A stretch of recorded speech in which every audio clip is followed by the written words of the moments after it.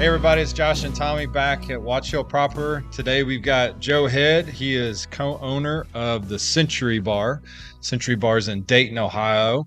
It's consistently ranked one of the top 50 bourbon bars in the country and number one in Ohio, right? So we thought we'd have a conversation with Joe, just kind of talk some shop about being a bourbon bar owner. And so yeah, we'll start there. Man, you have to look. That place is, I went and looked at some pictures, and it's a little different setup than we have. We're more oversized couches and leather chairs, but man, that dark. I don't know if that's mahogany wood. Yeah, African mahogany. Beautiful. Oh my gosh, it just looks apart. Yeah. I don't know if you've checked out any pictures. Oh yeah, I've looked at all the Holy pictures. cow. I can't wait to go myself. We believe the sister bar we found in Portland, Oregon. It's a place called the Ohio Tavern, I believe. It's super strange, but they had the paperwork for their back bar, and it went back to Covington, Kentucky, which makes sense because Brunswick did a lot of stuff out of Cincinnati. We know Brunswick now is like bowling alleys. Yeah, They made everything: chairs, tables, bar backs, the front of the bars. So we thought when we moved to our new location, we would find a maker's mark on it somewhere, and it didn't. So our back bar is a hodgepodge, and we added more sections, or four more mirrors, or two on each end. The old bar was cool. It was a shotgun style, so you're always underneath that bar. You couldn't ever see it. So when we moved into our bigger location, now you can see the enormity of the bar because you have the space to see it. Yeah. Before it was just so tight and on top of each other. Well, it looks the part, man. Really, really cool looking spot. Yeah. I can't wait to visit. Yeah, for sure. So now so what year did the bar officially start? Is it 1930? 1942 or 1942 we became the Century. Okay. But then it's went through for a big part of its life. It was owned by a Minker family, Minkers. Then my business partner bought the bar in 97 or 96, or in 96, 97. So I started there in 98 with her. Oh, wow. So today she was my business partner then, but now she's my employer. She was my employer then, but now she's my business partner. Right. Cool. Because you started as a bartender. Yes. And so the building that you're currently reside in, it predates 1900, right? It's older than that. The building we moved into is the original Dayton Power and Light paper office building. They used to have all up and down a big neon that said electricity. Right. So that's where our local power plant, that's where their headquarters were. Right. Oh, cool. And you've got multiple stories. We have 3 stories. The third, COVID changed us. Before COVID, we moved in on February 1st of 2000. Right. We were open for 52 days.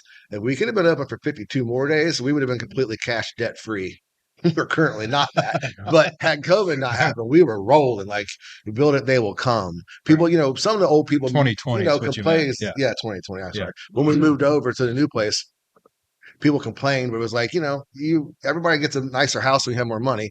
Like our old bar held 85 was the capacity. Like we had to shut the door, and it took forever. But then, as you guys know, if you 85 seats, it only makes so much money. No matter how well you're doing, that capped itself. So moving to our new location, we can sit 160. At downstairs. Yeah, downstairs. At 130, I feel like that's cool. But all we sell is liquor. We don't sell food. Oh, no food. No, I think we're probably one of the few now this new concept, there's so many bourbon bars that we're probably one of the few that don't have any food. Like snacks, pretzels, chips. You can bring in food if you want. Okay. Yeah. Like we do have things for sale, like $1,000 can of soup. I mean, because we have to by law be able to sell a hot sandwich and soup. Is that right? Yeah. That's what I was going to ask. Yeah. Ohio, so we have to be able to provide bar license. Oh, that's cool. So that's how we've always done it. It's like, we got a $1,000 can of soup, but you can have it. We'll eat it for you right now. Because Kentucky actually has a bar license where you don't have to serve food. Right, that's how it does basically. Yes, I mean they just want you to have some sort of substance, like is that right? Chips or bar snacks. We go through that. Sometimes we'll have snacks out, but generally no. People know what it is. It's a bar. That's cool. And then event space is upstairs. Yeah, an event space upstairs, and that's a hard thing. The thing I never considered about an event space. Well, it was always going to be a secondary cocktail bar. But then after COVID, you had to kind of pivot and rethink what you were going to do moving forward. So we made an event space. But how do you make an event space that has personality yet is blank enough to be an event space? Right. Yeah. So that was the hurdle. I think we got it. It's because we started building that concept and we just stopped. So the bar was built and kind of had an idea what that was going to look like. So then the room we just kind of left bare, and it's worked. We do weddings and do a lot of more corporate events. I do a lot of blind bourbon tastings with lawyers. I saw a couple of pictures of it dressed up. It was really nice. Yeah, really it's like you can do a full wedding up there. Yeah, my niece got married up there, but Is I mean, that you right? got to keep it's like 80 to 100 people, and you got to be able to Still, that's pivot. pretty But good size. That's it's pretty I cool. mean, nowadays, and who wants to bring? I didn't want 300 people at my wedding, like I hear you.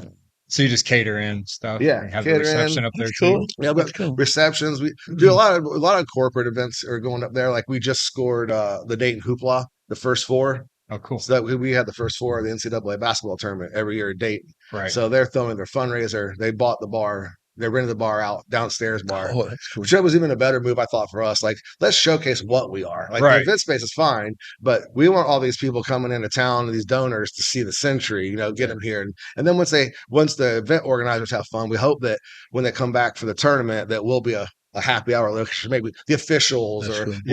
we'll be a part of that. So Yeah, that's cool. it helps us, it helps them, kind Very of thing. We'll see. That's cool. Yeah, that's very cool. What? So that go ahead. What's I mean, what bartender for a long time? What's your day look like now? I mean, do you get it ready? Are you doing paperwork? You're not bartending still, I guess, or No, are I you? quit bartending in 16, truthfully. Okay. I'm the dancing monkey. I know what I am. Like, these are the things I do. The business, I understand. I get it. I'm the face. I'm the voice. I still run the cocktail program. We're real proud of our cocktail program. Well, everything we've done at the Century, like I sat down in 2010 and wrote out a business plan and a timeline, and we followed that to the T. I say hangs up in my office at home. Like I hand wrote down like doing flights and what that would look like, because there wasn't a lot to draw from. Like Jason and them and Billy over in Jack Rose, they were doing it, but you had Cannon and like Delilah's, but there wasn't a lot of like outside of places that made sense. Like in Louisville, it made sense. You had the Maker's Mark Lounge downtown there for a while, and Jockey Silks was always a nice stop. In the early days, that selection was great, but there wasn't a lot to go from. We just kind of had to like take for what little I saw and then run with it. That helped me know that there was a viable business plan. Yeah, like that it's doable in larger cities. And at the end of the day, it took me 2 hours to get here this morning. Yeah. And my buddy lives in LA. It's 2 hours. He's happy. A ride home. Yeah, from work. right. Yeah. Right. I live in Dayton. Yeah. If you ask me to go to Inglewood, which is about 45 minutes from my house in Miamisburg, I can't be bothered to drive that far for lunch. Are you kidding me? Yeah. So we just see things differently. It's so funny that some of the OGs in this bourbon world, it's now everybody rebranded their place. If they were a beer joint, now they're a bourbon. They're a bourbon spot. That used to piss me off. off. I hear you, man. Man, the old days, everybody went bourbon. That would get under my skin. If a bar up in downtown Dayton and they were bourbon, that would piss me off. But then it hit me. Then one day it hit me. If you don't do it as good as me, you're only advertising for me. Right. That's so true. Bring on all your bourbon, because they're gonna be like, man, this old fashioned is good, but man, I want the Century. Yeah. So that was always kind of our thing.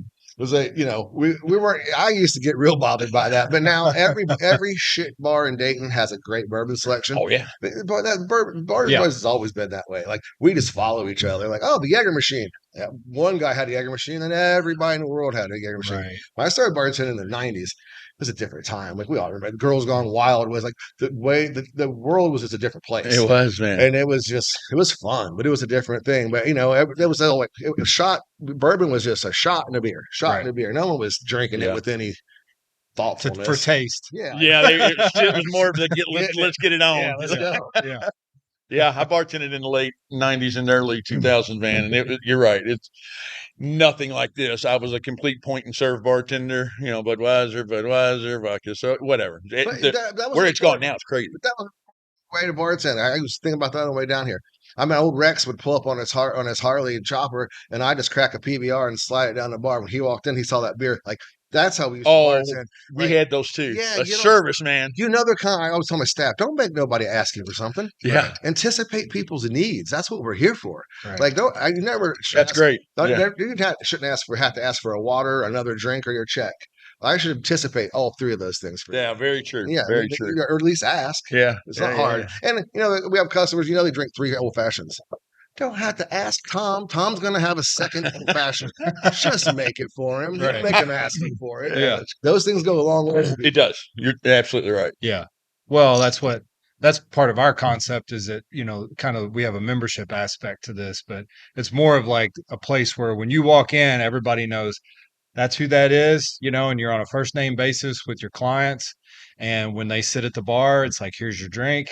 You Yeah. know, you Right. want the same thing that you normally get. You know Well, what I and mean? especially 'Cause- if you guys here, I mean, we joked about the Truman Show, but you do have an insulated market of Right. people sitting right here. Like you are in their neighborhood. Like Yeah. that's but I think what nice. people want is they want to be somewhere where they're recognized. Right. You know what I mean? Just like you're saying, when a regular walks in and you give them, you know, you just show up with the stuff that they always And call them get. by their first name. Yeah, and then it's like these are my people. Yeah, for sure. So you know what I mean? Like, see why it. would I go somewhere else? These are my people. We see it all the time, and service is just, and certainly our management team is so uber focused on service. It's got to be someone that has a bad experience in here just is not tolerated. It just can't. You got to figure out why. And so I love the fact that was Josh and I's concept, and that's what we wanted to do. And now we have staff that does it. You know, they want to know why. They want to make sure everything was good. You can't please everybody.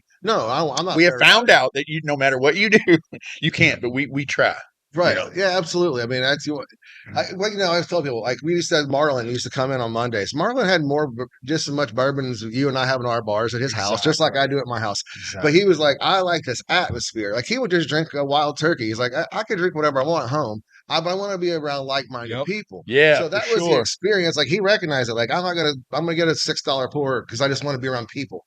And have the experience with other people. So yeah. We had that exact conversation, if you remember, before we opened, and it was kind of like, we know there's a lot of people in this city that have bigger collections than we do, honestly. But why would they become a member here, or why would they come to Watch Your Proper? And it was because of that exact reason. It's like, because you're drinking alone, when you're drinking your stuff. Yeah, bourbon's a dangerous thing for us on our side of the business because it's an attainable hobby. Right. Everybody can't buy a Harley or a sports car or a vacation home, but the average person, doing their life right, you can get in line and spend too much money on shitty bottle of whiskey. Yeah, you can, for sure. And been there. Yeah. It's just not the same, though. Even for me, it's not the same. It's not. It's not. I like that, like-minded. That's nail on the head. I mean, you want to come and sit with somebody and ask them what they're drinking, tell them what you're drinking, and talk about it. So I agree. And it's not about what you own; it's about what you have drank. A lot of these collectors don't use things. That's right. I'm a drinker. I drink things. Everything I have at my house is for collect baseball cards. Yeah, or collect some. Stamps. Don't collect stamps. Don't collect bourbon and leave it sit, man. I've had a bourbon from every decade since 1880. That's cool. And not because I bought them, just because I was fortunate enough. Brad Bonds and I are friends, and he shared some things with me and other people. If I have people come bring them to the bar, like, I have a 1900 Taylor, I just want to drink it with you. I'm like, wow, okay, that makes zero sense, but let's go. I hear that guy's name a lot. The Brad guy. Oh, Brad Bonds. Yeah, that vintage whiskey thing. He's a good dude. I like Brad a whole lot. I've never met him, but I hear his name. I've known him for a good little while now.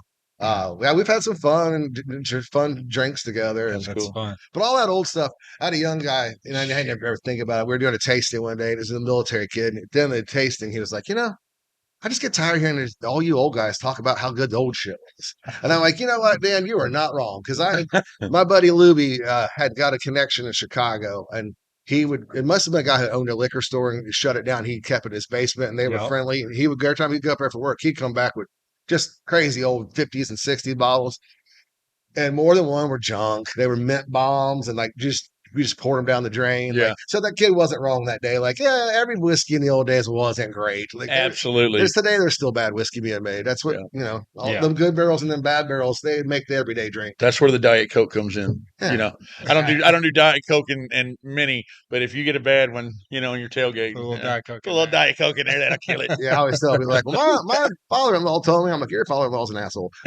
You drink it any way you want. We just want you to keep drinking bourbon. I don't care what you do to it. Absolutely. I mean, there's things I'm going to not pour for you. Like, well, here's your stag and there's your Coke. And you do what you want with those two things. I don't have the heart to do it. I don't. You want to. You cannot blend them in front of me. I'm not mad at you. I just don't want to be the one that does it. Yeah. It's your bourbon. You can drink it however you want. That's right. Yeah.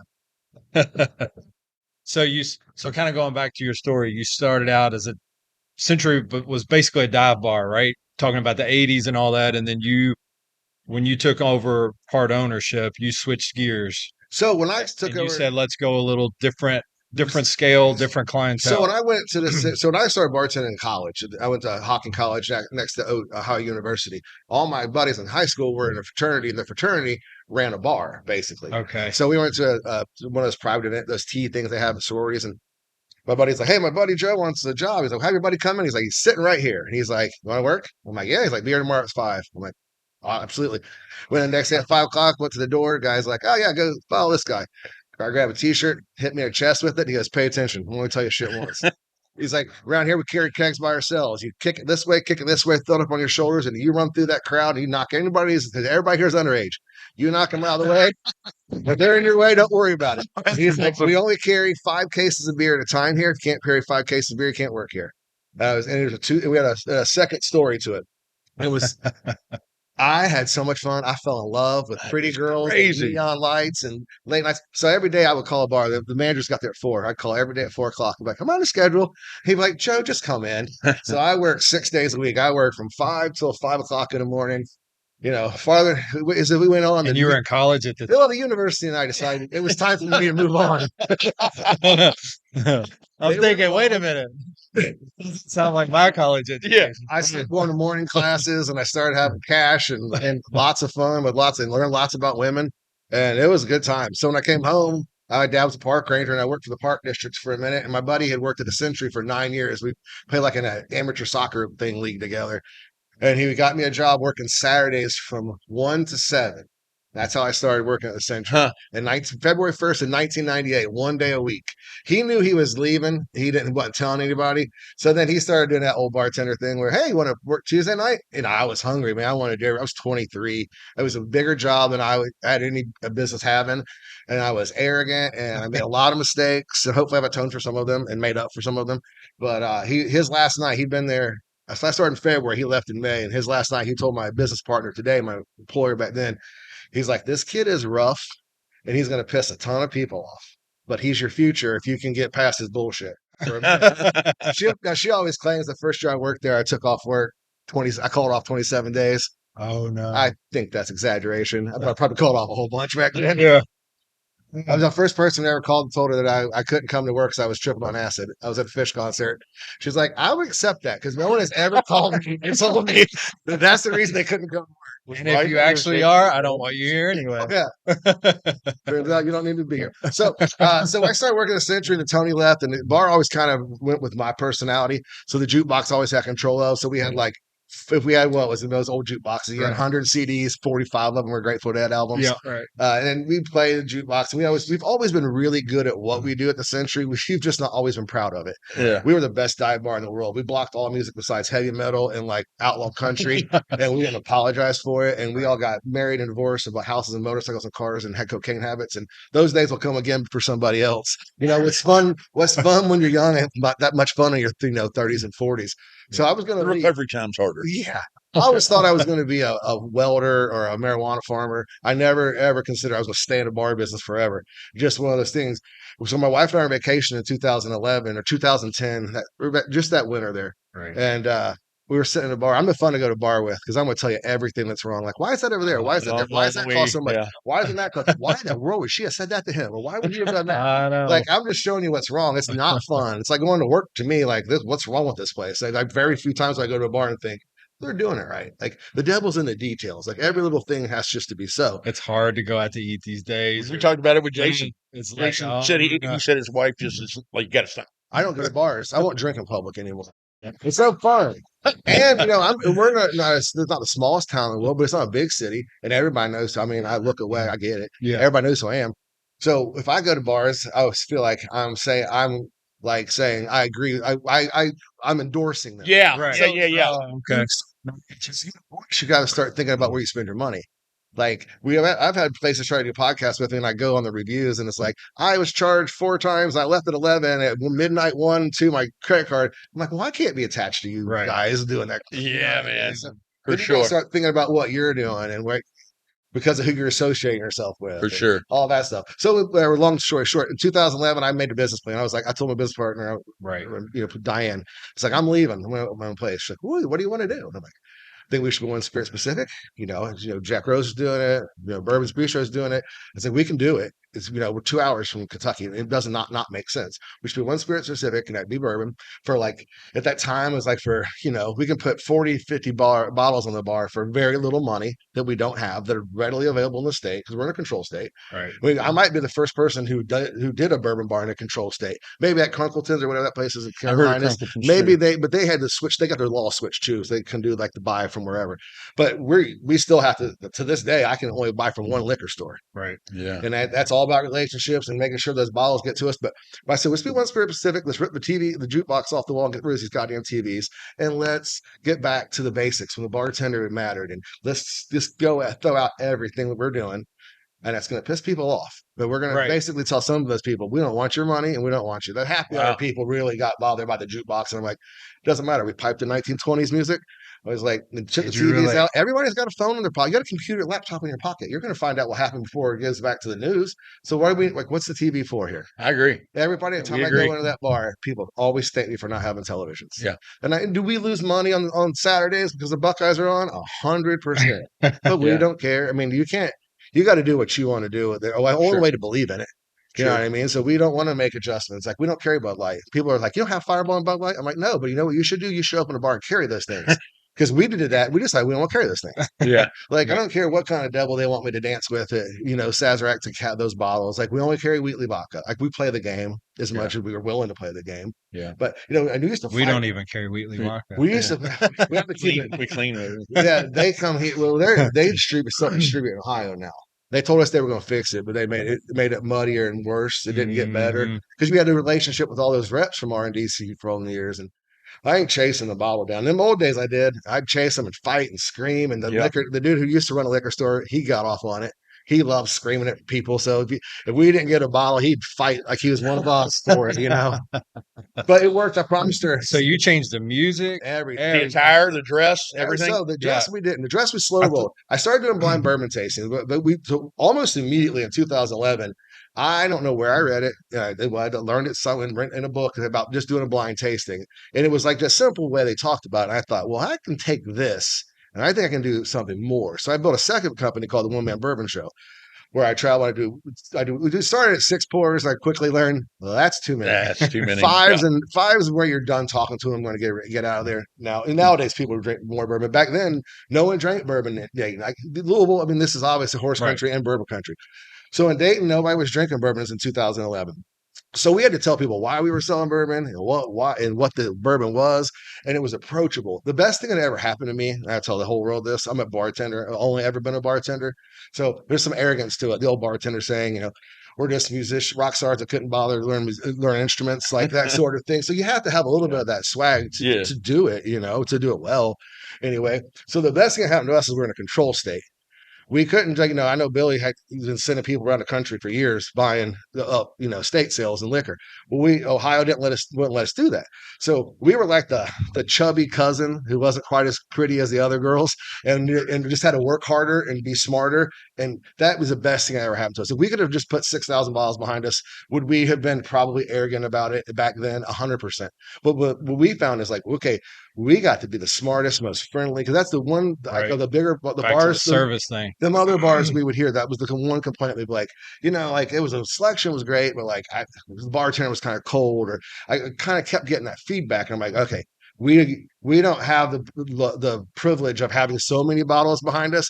So that second statement can never be made about us. We have to always be friendly and approachable. That helped us because that even geared how my bar program worked. We have an apprenticeship program to work at the Century, and we're not new or we're not unique in that, but I can't just put a bartender behind the bar. There's 1,000 whiskeys. That's right. You got to know about every single bottle, at least enough to talk about every single bottle behind the bar. Yeah. And how do I know that I can trust you to do that? Just because you can bartend doesn't mean you can do this. Do you lead the education program? Yes. So this speaks to itself. The first year, Kelly, she's my general manager, my right-hand man. I couldn't do what I do today without Kelly. She was the first female who ever worked for us because I started bartending in the 90s. And in Dayton, there were bars where wouldn't hire me because I was a dude. Yeah. Like, you're not a pretty girl, we don't want you. No. No matter how qualified you are, that was just the business.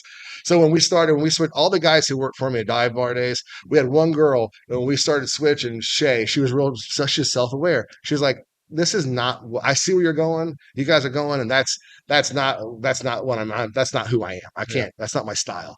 So she just left, she wasn't mad. She's like, I know where you're going this journey. I don't want to take it with you guys. So it became like the 4 horsemen. The 4 of us, we all grew beards. We had that too over again. We all grew big beards. And then I started doing this blind tastings. And then I started doing them like other places. So I started wearing just a vest and jeans and a shirt. And then I was like, oops, people are treating me different.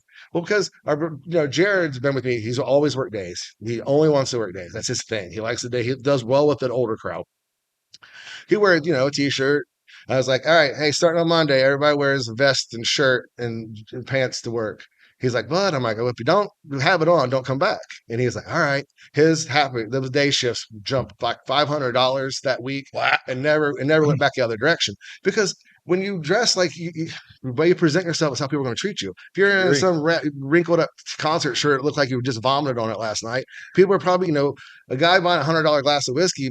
That's not the look. Yeah, we agree. Yeah, if you clean yourself up and you present yourself, and then we went back to like when the bartender was important.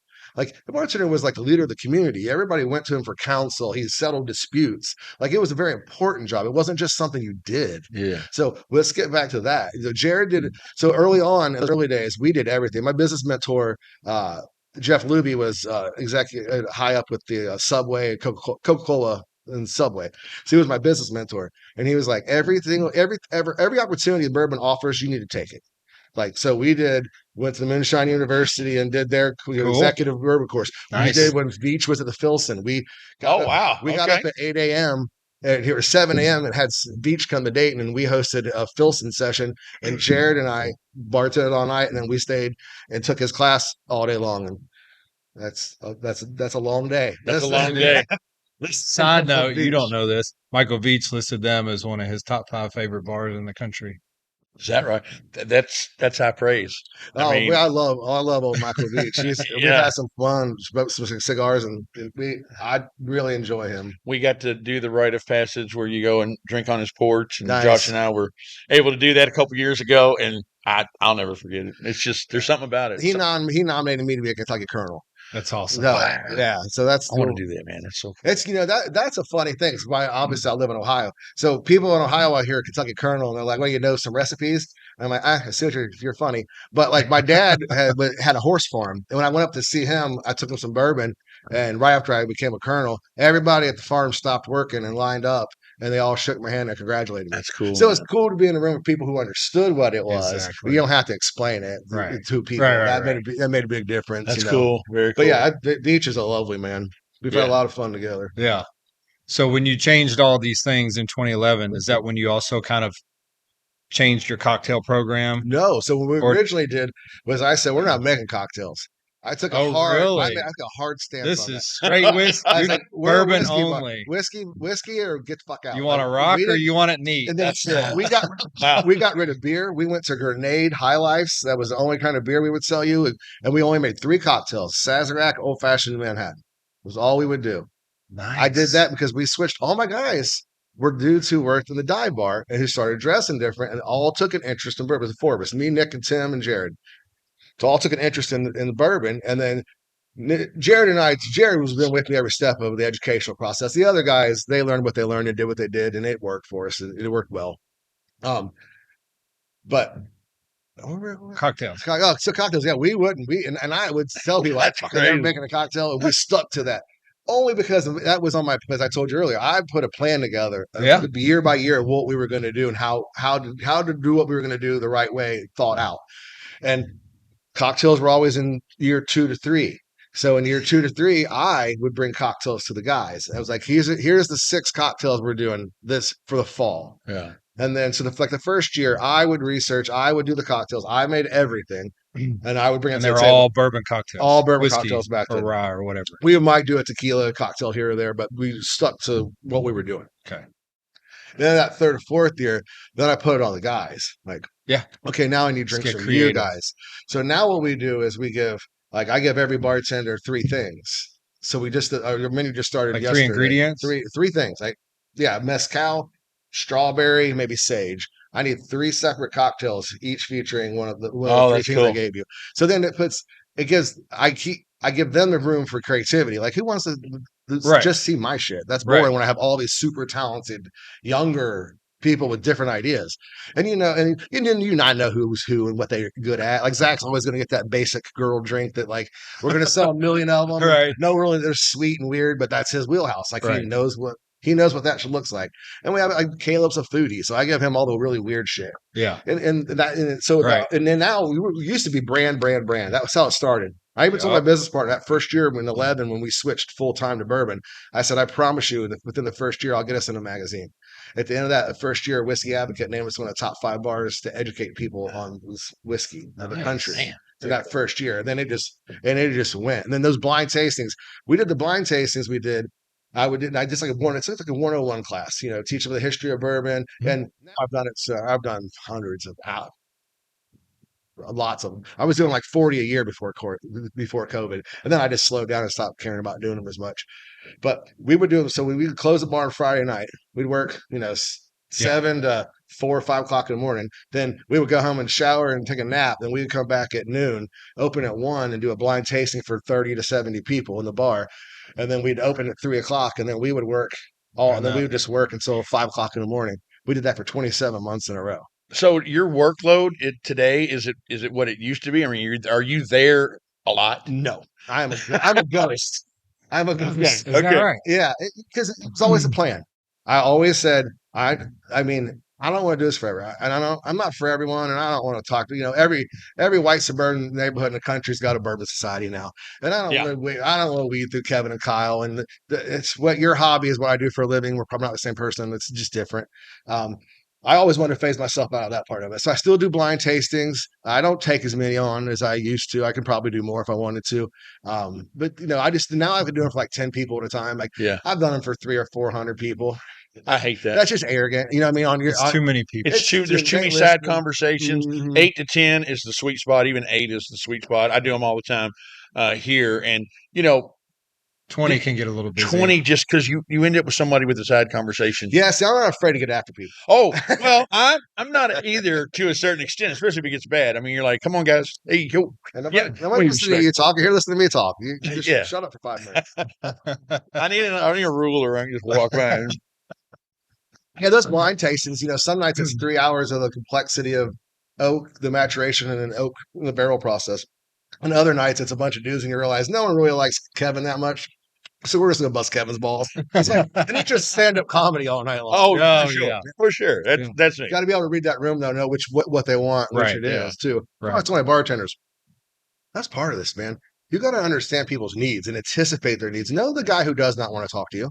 And know the guy who wants to tell you that he has the world's largest bourbon collection and how much he knows about bourbon. Like, it's like being a cop. Right. Like, this guy could have screamed at you because he didn't like his drink. And the next guy is nice, but you don't want to take the anger from this dude. And there's nowhere to hide behind a bar. You can't go back in the kitchen and scream at the kitchen guys and come back out to your table. Yeah. Right. You're on an island and there ain't nowhere to go. So what is your day consist of? Do you have something that you're planning? Are you going to do something else? Are you events? Are you working on? What are you working on? Like for day me, to day. Like I farm now with my dad, and that's my thing. That's cool. So now that the summer's over, the hard season, we're just about done at the farm.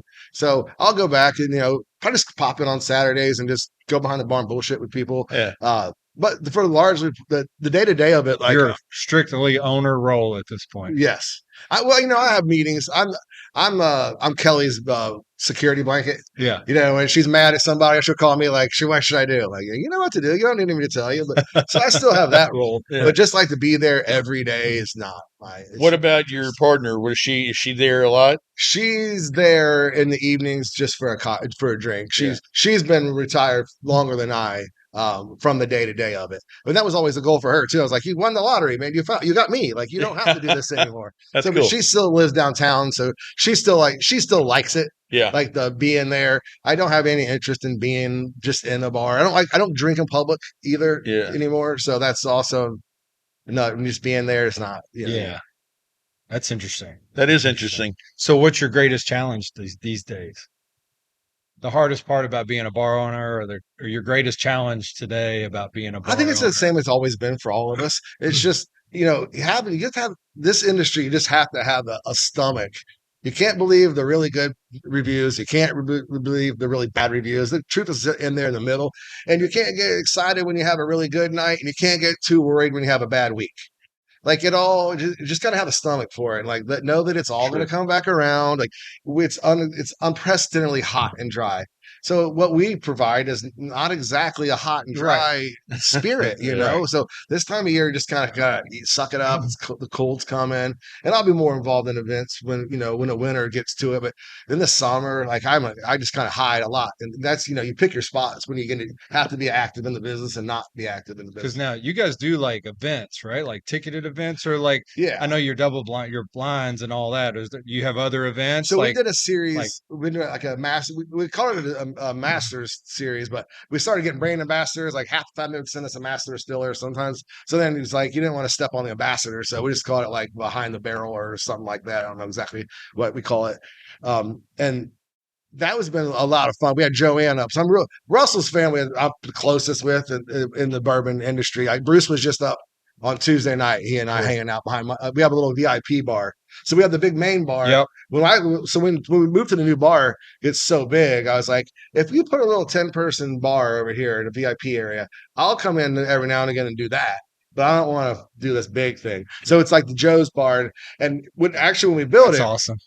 well, there's no drinks over there, no cocktails. It's the old century. Like Joe's rules, don't be a dick. We have a sign on the wall. Love it. So we have a wall around it, half wall. Well, when we built the half wall, I built it just to keep people away from me so it could be more of a VIP experience. In fact, we didn't close the one side in, and every night people would come over that side. So finally, like a church pew, like we close it all off. You have to go through one little slit to get into that VIP area.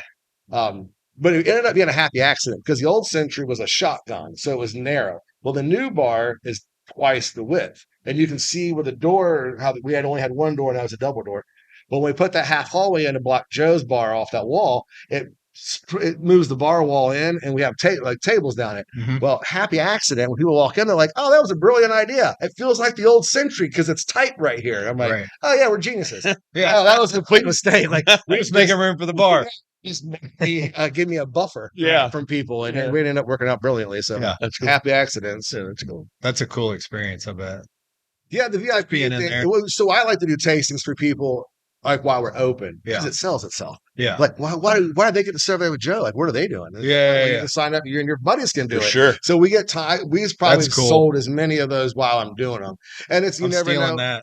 Well, I mean, with the fermenter, it works like that. We had a little small fermenter bar up, and people walk in. They're like, "Hey, what's going on over here?" Yeah, people like exclusivity. They love it. And they go, "Well, how did they get in?" Why can't I do that? Yeah, love That's 100%. It does sell itself. You're absolutely right. So I never know who's going to be there either. So now they go through Kelly or this other girl, Vicky, who does our upstairs stuff. So they'll just tell me like, "Hey, these dates we have people you need to be here, whatever." So yeah, I'll roll in and do a blind tasting. I got in there and we started doing it one night. I recognized some of the dudes sitting down, and Kelly's like, "I didn't want to say anything." I was like, "That's fine."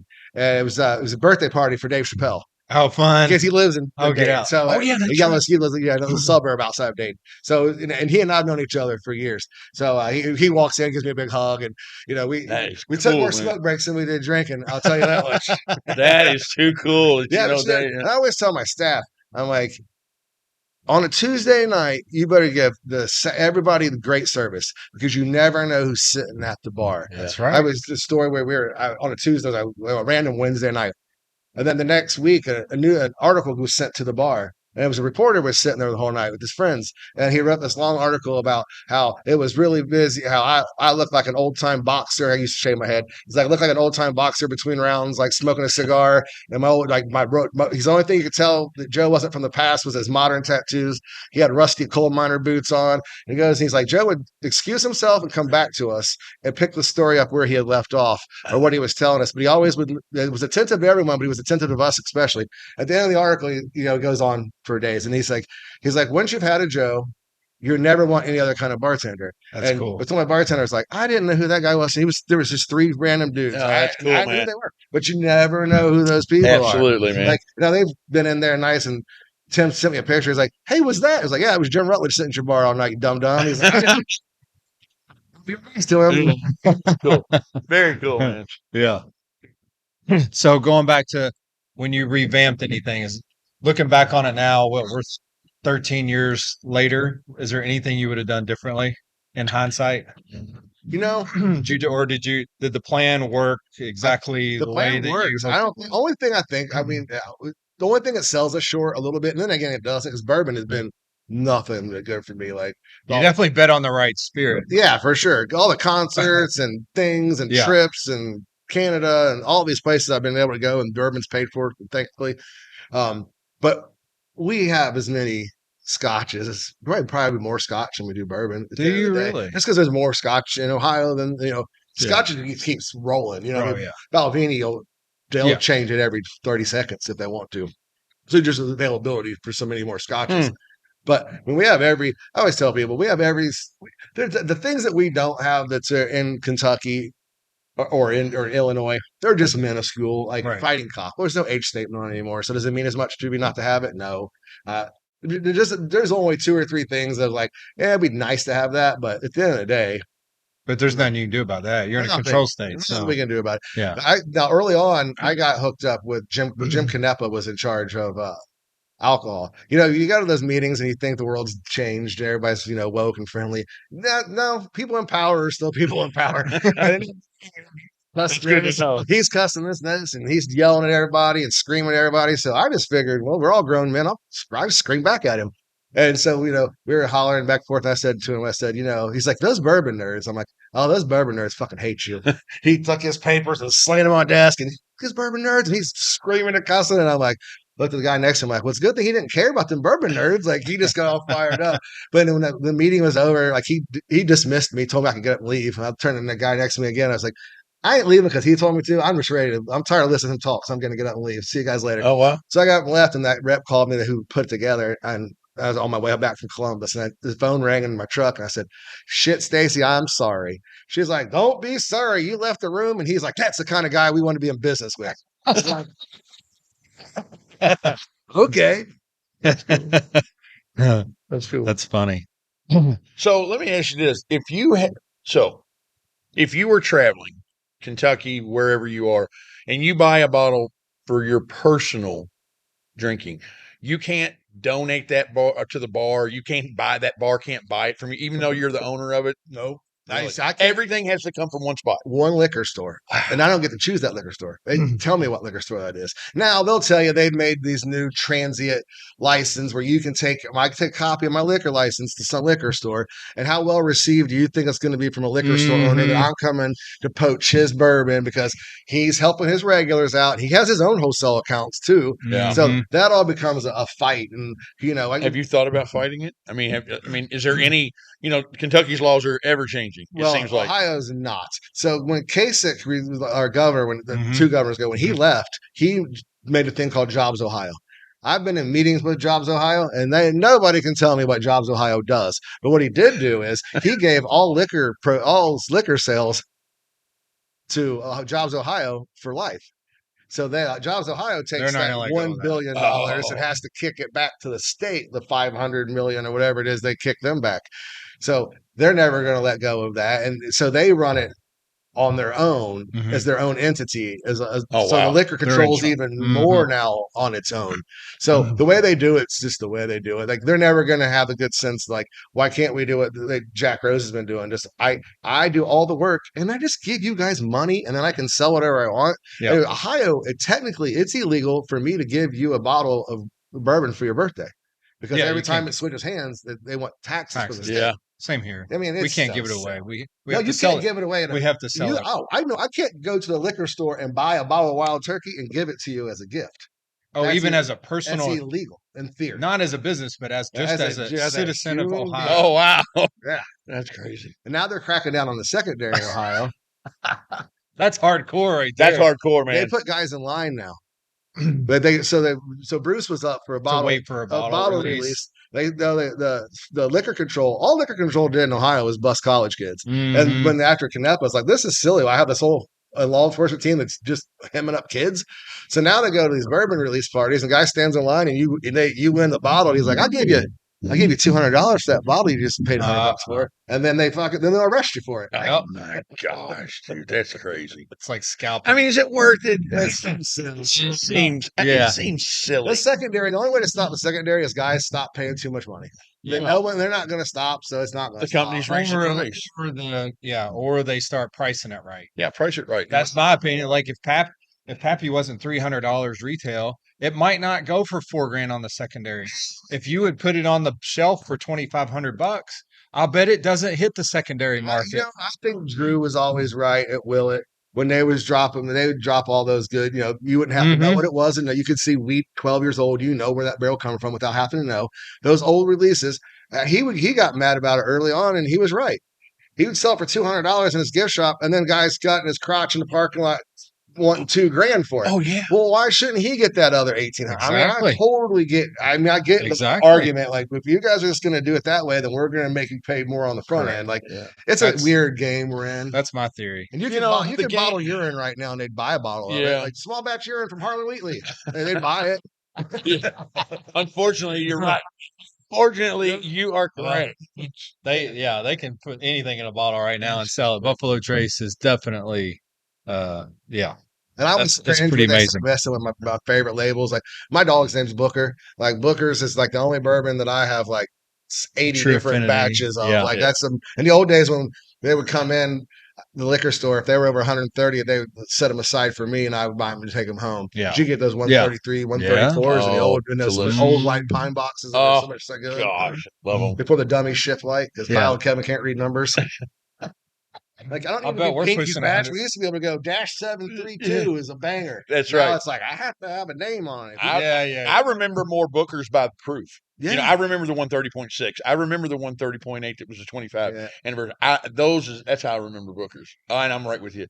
One of my all-time favorites. I just hope they don't. It's probably our biggest label here. We probably have over 100 Bookers. I hope they don't tinker with it. I always cringe whenever they try to just let that be what it is. A lot of 6 years coming out of there when it used to be more 7. Late 6 year, 8 months. Yeah, it used to be more 7.2s and 7.4s. Hopefully, I mean, I like some of the. They're up in the crow's nest, I'm sure, but I like them at 7.3, 7.4, coming about 133, 134. Yeah, I like the big ones. Butter. Mm-hmm. I mean, love it. Yeah.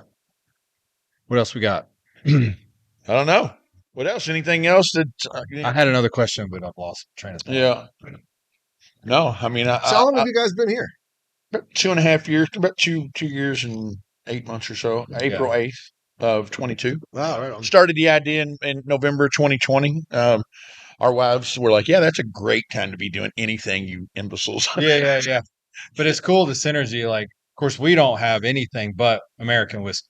That's all we have. Right. So that's it. We don't have Scotch. We don't have Canadian whiskey. I don't imagine we don't have any of it. Market, it would make much sense unless you went super niche. You went. Well, we get a lot of.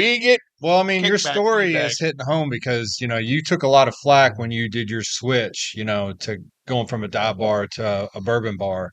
And we've caught our share of slack. The beer thing. We don't have beer here. You can't get a vodka, 7-Up or whatever it is that they drink. I don't know. But we'll put our mixologist up against any mixologist in the country that the things that they can do. I mean, we have a margarita that bourbon. It's bourbon margarita. So all of our bourbon beers that you would taste them and you go, this is a summer shandy. Yeah. And you can't believe we used to have a bourbon shandy and Krabby's made a alcoholic lemonade. Yeah. And once it was money. Every person in the world would drink it. They didn't know it was bourbon. And then Krabby's quit making lemonade. Broke my heart. They quit making a lemonade. I'm like, we could never find another team, man. And they take it personal. They want to prove that they can do this margarita. The only requirement we have is that the major ingredient is an American whiskey. So you can add other ingredients. You can put a mezcal in there if you want, or a tequila. But the major ingredient the backbone has to be American whiskey. Yeah. So you can't, cool. All of our cocktails have that as their base. Yeah, it makes sense. There's some Scotch drinkers that come in here and they're like, can't you just put a couple bottles of Scotch? And it's like, well, then I have to put a couple bottles of vodka and a couple bottles of tequila, a couple bottles. No, 99% of everything that's ever been written about us has been great idea, kind of out there. Who would our tagline from the start was nothing foreign, nothing clear, no beer. People love that. There's probably been one or two things written about us or commentaries that say, why would they limit themselves, or what were they thinking? Why don't you accommodate the guests that want a beer? And so it's like, we're just not. So when you go to talking about, you don't have a cheeseburger, you pissed Well, you know what? We've used it. We've actually used that. It's like, this is what we are. If you know what we are and you still come here and you still want to complain, then I don't care. I just don't. The complaints Go next door. Go next door. We have a brewery right next door now. Are generally, we had the last bad review we got a 1 star because a guy brought his infant to the bar and the door guy wouldn't let him in. I said, well, okay, why'd you give us 1 star? You should give us 0 stars so you didn't get in the door. And under 20 in Ohio, it says clearly on the door, no one under 21 is permitted. Our door. No parentheses says unless you're an infant. This isn't a brewery. I'm not a daycare. I don't go to breweries because I don't like kids. Right. I didn't have children. I know just who I am.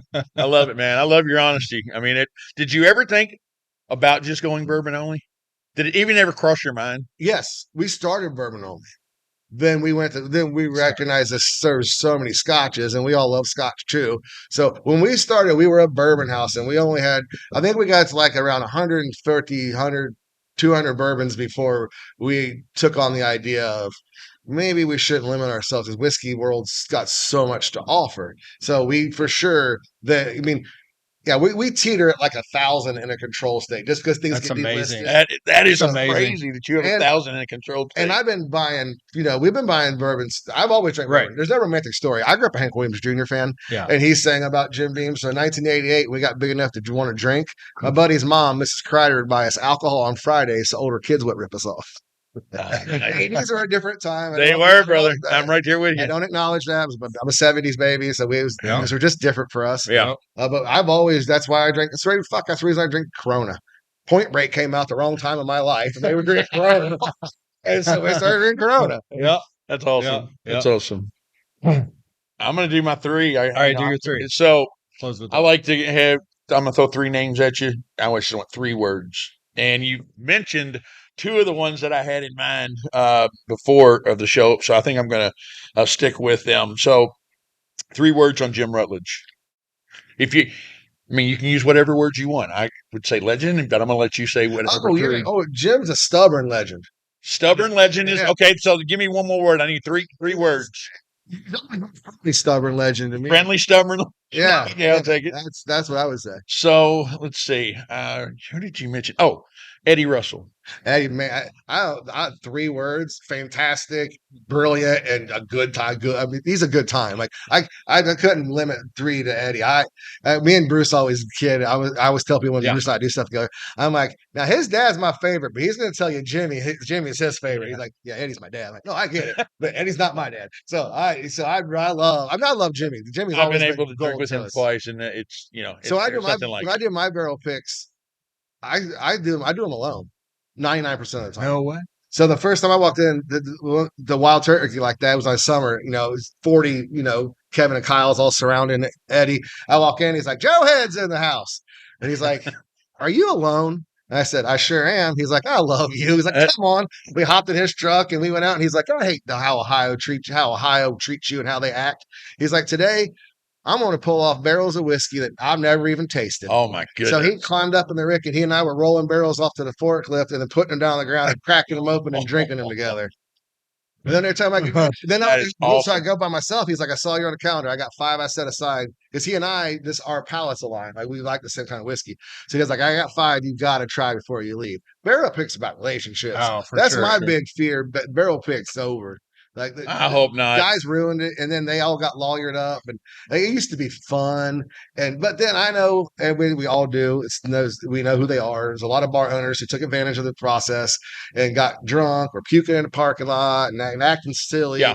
I was a business trip for me. When I go there to pick whiskey, it's my reputation.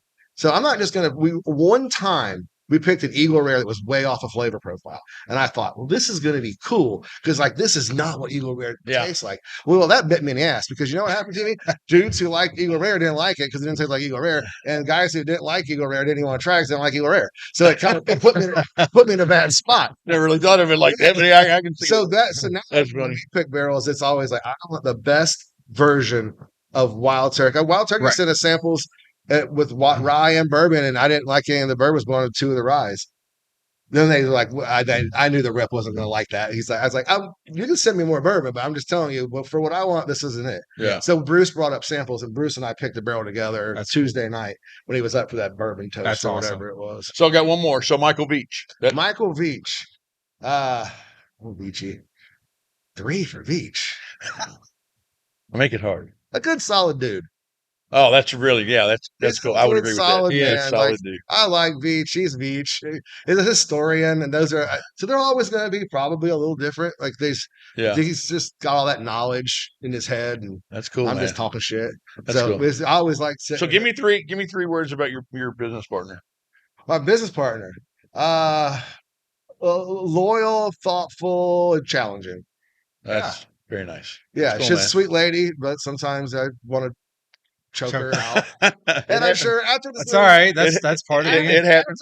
Hey, you're married to your business partner in a lot of ways. It's very similar to a marriage. Yeah, absolutely. Like that. Like I saw her Tuesday night. She came in late, and as I was leaving, and I was like, "Well, shit, I need to go down there and say hi to her at least." So I said hi to her, and I quickly realized she wants me to leave her alone just as much as I didn't want to come down here and talk to her. So she wants to talk to me, nor I want to talk to her. This is cool, man. This has been fun. Yeah, it's been great having you, man. So that's awesome. So I can't wait to get up there. Oh man, we gotta go see it. Yeah, y'all. But I got to drink in Joe's bar. I know. I need the VIP. I need to be in the little for sure. where everybody's peeking around. Y'all come up, we'll tell some lies. Who are those guys? That's awesome, dude. We would love to. We'll make that trip. We certainly have done it with other places, but we'll definitely come up. Yeah, it's just 2 hours is an easy trip. I'm taking so much now, and I'm used to it. I know where I'm at. I'd like to do a bartender swap too. Oh yeah, that'd be cool. Yeah, we haven't done a bar takeover like that in a minute. Yeah. Well, like where some of your bartenders come down for a night, work here, and that's a couple of hours go up there. Yeah, we used to done some where we'd go down a bar, we won't name it. So we scrubbed it that we ever did anything with them. We did that where we came down and took over for like a charity, like our bar staff bartended at their bar. That'd be cool. Have you been to Multnomah Whiskey Library? I'm not. In Portland? It's very cool. It's become kind of a friend of ours. It's one of the places we went before we were open, and we blatantly stole some of his ideas. We talk about doing bartender swaps. Yeah, he loves coming here and looking in and seeing. He was one of the very first people we brought the idea up to, and he loved it. And he's kind of been a good mentor for us to ask questions and how did you do this and that. But we do that with the bartender swap. Yeah, Old Kentucky Bourbon Bar is probably our sister bar. Like we share. Like they'll come. Aaron will come up. He'll get a hotel on a Sunday night, come up and drink at us, and we do barrel picks. We always hit Cincinnati at traffic. Yeah. So I'm gonna sit in a bar or sit in my car. So we'd always just go down to OKBB and sit and have a few drinks until traffic went through. So then over the years, we all just kind of had that camaraderie. That's like the only probably bourbon bar around that we are like that had that kind of relationship with. Like we go back and forth with one another. Yeah, man, we'll make that happen. We will. That's cool. Absolutely. So. That's Joe Head from the Century Bar in Dayton, Ohio. So that's a wrap for this show. We'll see you guys next time. Cheers. See you. Cheers. Absolutely.